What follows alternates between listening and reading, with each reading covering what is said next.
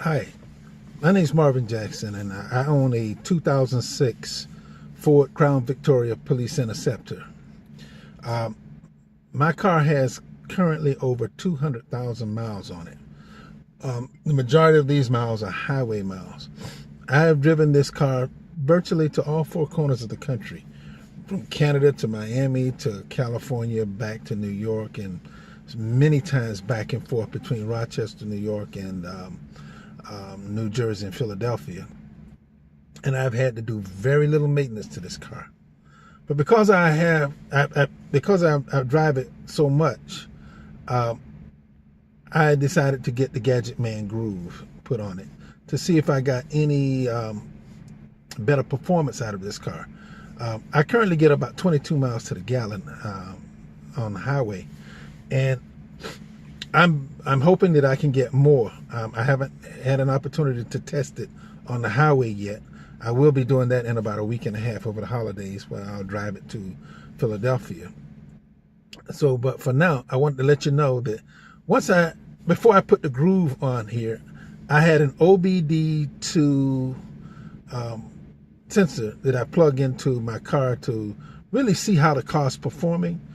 And prior to doing the groove, I noticed that my throttle position at idle was at 15.2%. After installing the groove, I noticed that my throttle position had dropped to 14.1%. I also noticed that whenever I floored it, prior to installing the groove, whenever I floored it, I would get a slight hesitation before it would just downshift a couple of times and it just kick in and fly. But after getting the groove, I noticed I had an immediate throttle response. There was no hesitation. The car responded. You punch it, it flew. I couldn't go any more than about 85, 90 miles an hour from a dead stop because I didn't want to get a ticket. Police are around here, a lot of police and troopers are around the area here where I live. So, but I did notice that this car would just want to fly. And there's no doubt in my mind that it will do every bit of the 140 miles an hour that's on the odometer. Now, I also noticed that in smelling the exhaust pipes out of the car, I don't get a hydrocarbon smell.